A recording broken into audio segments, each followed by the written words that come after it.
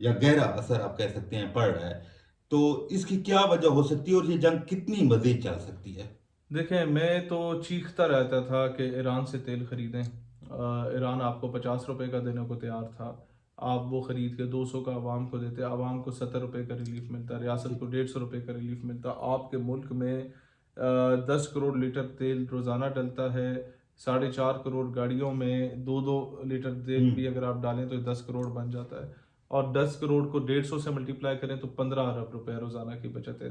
20 दिनों में ये 300 अरब, यानी कि 1 अरब डॉलर जो आपने दुबई से मिलते करके तक कर्जा लिया, आप 20 दिनों में दुबई के कर्जे, 6 महीने 7 महीने में आधी दुनिया के आप जो है ना वो कर्जे मुका हुँ। सकते थे।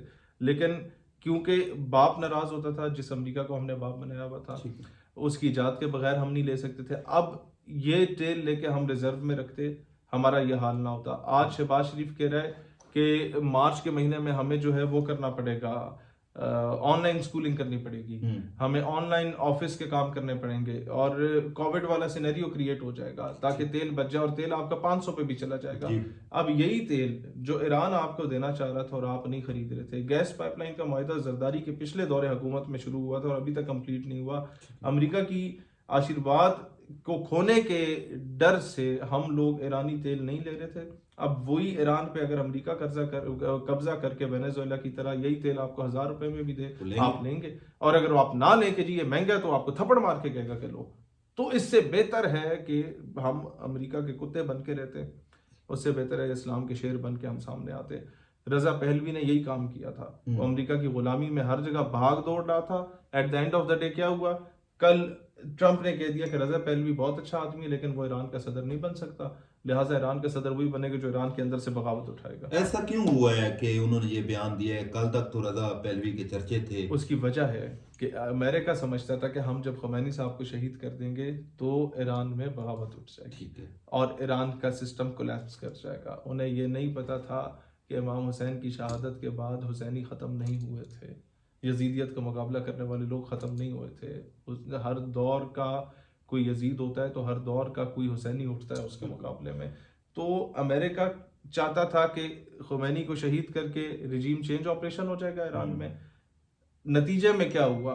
अमेरिका को 12 मुल्कों से अपनी फौजें वापस बुलानी पड़ी। हुँ। अमेरिका को 14 मुल्कों से अपने शहरियों को कहा कि वापस निकलो। ठीक पूरे है। गल्फ से अमेरिका हार रहा है। अमेरिका ने 40-50 साल लगाए गल्फ में इन्फिल्ट्रेट करके, जगह बनाने के मिडल लिए। ईस्ट में जगह बनाई, हुँ। अपनी बेसिस बनाई। At the end of the day क्या हुआ? उन्होंने कहा अपने फौजियों को बाहर निकलो भाई, मारे जाओगे। उनकी बेसिस तबाह हो अच्छा, गई। वैसे तो शहीर भाई हम सुनते हैं, बातें होती हैं कि अमेरिका की जो एजेंसी है बड़ी पावरफुल है। रजीम चेंज की जहाँ तक बात होती है, जहाँ भी ये किसी भी कंट्री में रजीम चेंज चाहें कर लेते हैं और बड़े जल्दी ये सारे मामलात हो जाते हैं। क्या एजेंसी के पास इस तरह की इंफॉर्मेशन नहीं थी कि ईरान इनको इतना टफ टाइम दे सकता है? देखिए, इन्फॉर्मेशन उन्हें थी तभी इसराइल और अमेरिका मिल के आए, तभी उन्होंने बरतानिया को भी ऑन बोर्ड लिया, तभी उन्होंने सारे अरबों को पहले मुत्तहिद किया कि ईरान पे हमला होगा तो आपने कुछ नहीं करना। अब पूरे अरब ममालिक से, सऊदीया, कतर, कुवैत हुँ। और क्या कहते हैं सीरिया और यूएई से अमरीकी और इसराइली तैयारे और मिसाइल जाते हुँ। हैं, ईरान पे लग जाते हैं, कोई रोकता नहीं है। यहाँ से ईरान जब जवाबी कार्रवाई करेगा कतर पे, वो सॉरी इस पे, इसराइल पे, ठीक। तो कतर भी मारेगा, सऊदीया भी मारेगा, यूएई भी मारेगा, फलाना भी मारेगा, जॉर्डन ठीक। भी मारेगा। एंड में बच गया तो आयरन डोम मार देगा। फिर 1000 में से 2-4 मिसाइल जो बच के इसराइल पे लग जाएंगे। अब ईरान ने कहा कि भाई मैं अपने बाप को खो बैठा हूँ, हुँ। जिसको मैं अपना रहबर मानता था, जिसको मैं सब कुछ मानता था। अब मैं अपनी मिलिट्री लीडरशिप खो बैठा हूँ। अब भाई जो गामा रोकेगा तो गामे के घर में जो अमरीकी बेस है उस पर भी बजूंगा, ठीक है। माजे के घर में अमरीकी बेस पे भी बजूंगा, हुँ। नथु और फद्दू के घर में भी अमरीकी बेस पे अच्छा बजूंगा। शेर दिस इज भाई, the policy of Iran right now. आपने बात की है कि मैं अपना फादर जो है वो खो चुका हूँ, ख़ामनाई की तरफ आपने इशारा की है, आयतुल्लाह साहब की तरफ। एक तरफ ये भी बातें होती हैं कि ख़ामनाई साहब 30-35 साल से काबिज़ थे और किसी दूसरे को आप कह सकते हैं जगह नहीं मिल रही थी। हम्म, हम्म, और आज से तकरीबन कोई 3-4 साल पहले या 15 एक साल पहले, मेरा ख्याल है 3-4 साल पहले अगर मैं गलत नहीं हूँ, एक एहतजाज भी हुआ जहाँ पे तकरीबन कोई 15,000 के करीब जो ईरानी हैं उनको कत्ल कर दिया गया, जिसमें 3,000 तो ईरानी मानते भी हैं। तो इस हवाले से क्या है कि ये कितनी देखिए, बात सच्चाई ये है, है इन बगावत को बातों की? कुचलने के लिए लोग अपने भाइयों को भी मार देते हैं। ठीक है। आपने जब बिगर इंटरेस्ट के लिए सल्तनत उस्मानिया जब चलती थी ना, तो जब मेन सुल्तान फौत हो जाता था या शहीद हो जाता था, तो एक बेटे को हुकूमत मिलती थी, दूसरा ज़रा सी टकटली करता था ना, उसे उठा के या मार देते थे हम्म, या उसे हाउस अरेस्ट कर दिया जाता हम्म, था।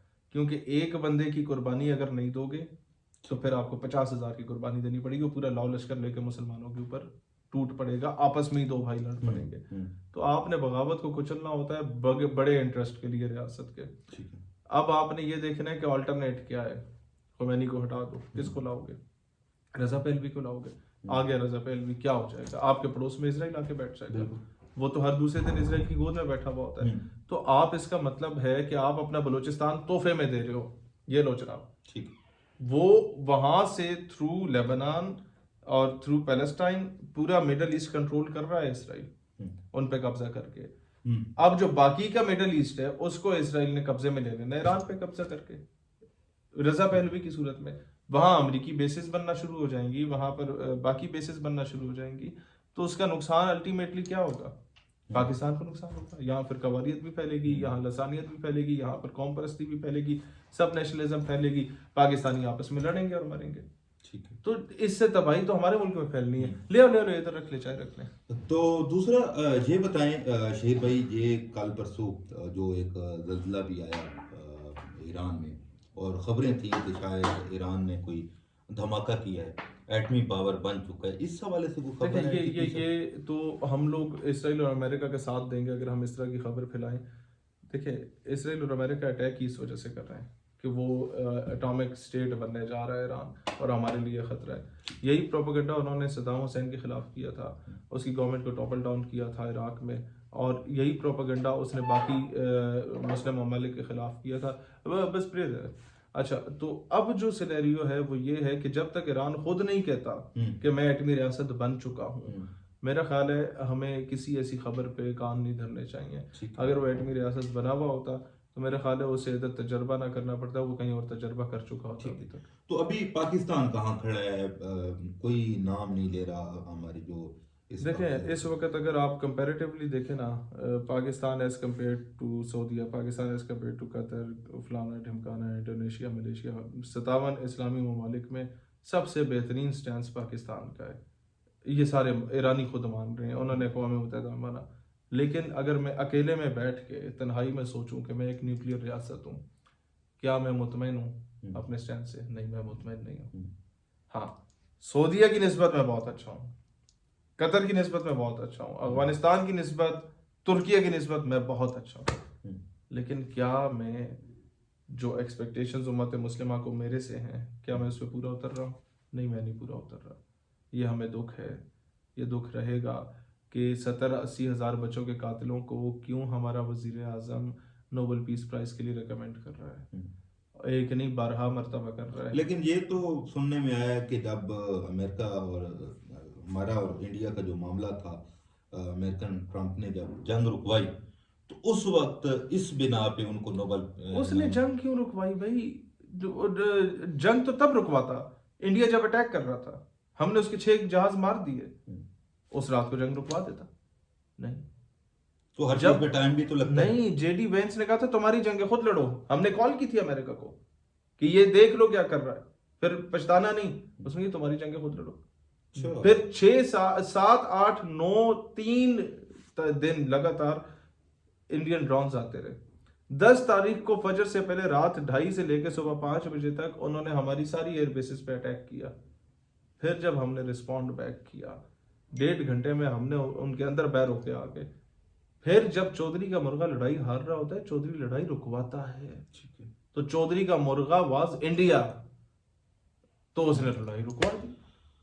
तो उसने हम पे कौन सा एहसान किया? ये शहबाज शरीफ पागल है कि इसने अपनी जीती जिताई जंग जाके ट्रंप के कदमों में रख दी।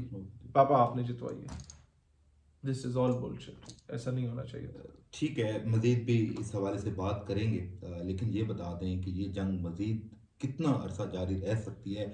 या मैं अभी कुछ देर पहले ट्विटर देख रहा था और बहुत सारे लोग ये लिख रहे थे कि चीन जो है वो मैदान में कूद पड़ा है। नहीं आएगा, वो नहीं आएगा। मिडल ईस्ट में भी बात हो रही है, वो अमेरिका के साथ भी बात कर रहा है, मुख्तलिफ जो ममालिक हैं उनके साथ बात कर रहा है कि जी इसको कम किया जाए, ये जंग जो है वो बस खत्म यहीं हो। तक वो करेगा, इसके अलावा वो कुछ नहीं करेगा। तो क्या ये नहीं जबानी बड़ापन है, जमा कितना खत्म। भी अगर चाइना कर लेता नहीं, है तो इतना भी क्या कर लेता है, उसे अपनी मौत नजर आ रही है। उसे पता है अमेरिका की सुपरमेसी हुई तो कौन खराब होगा, कौन खतरे में होगा? चाइना खतरे में होगा, रूस खतरे में होगा। अपनी इज्जत बचानी है उसने। वो अगर इतना देखें, आपकी जंग आपने खुद लड़नी है, हमारी जंग हमारे लिए किसने लड़ी? ठीक है। हम खामा खामे क्रेडिट दे रहे हैं, टेक्नोलॉजी उसकी तो ये उसका था। लड़ा तो मैं था ना भाई। हम्म। आपके नहीं, बंदूक तो मैंने दी थी, हम्म। फिर आके लड़ लो। हाँ। सर समझ रहे हैं? बिल्कुल ये हमने खामा खाम है, हम असल में ये सोच हमारी ना वो छोटे लोगों वाली है, बोनों वाली है। ठीक है। जो भी करते हैं हम, सरदार साहब तुसी सरदार साहब जो मैं तुसी आख सो बस उन जियो सी। ये हमारी मिनाजुल कौम सोच इस तरह की है। जीतेंगे हम और क्रेडिट किसी और की झोली में जाके डालेंगे। तो ईरान के मामले में भी चाइना यही कहेगा, हम मामले को बारीकी से देख रहे देख हैं। रहे हैं। रूस कहेगा ईरान को अपने दिफा का मुकम्मल हक हासिल है। At the end of the day Iran ख़त्म भी हो जाएगा ना। ये बहुत गलत हुआ, हम मजम्मत करते हैं। ठीक है। किसी ने गैरत जगानी होती, जागनी होती तो गजा में जाग जाती ना। जिनकी वहां नहीं जागी, वहां ईरान में किधर जागेगी? तो वो कहाँ है ओआईसी, मर गए, मुस्लिम मर गए, मर ममालिक गए, मर और गए। ये जो सारी चीजें ओआईसी थी? फलस्तीन क्या के जो जंग एक आग लगी थी लिबिया से शुरू हुई थी, वही शाम और फिर इराक और लेकिन ये भी कुछ चीजें थी उस वक्त जब इराक पे हमला हुआ था, ईरान ने अमेरिका का साथ दिया था।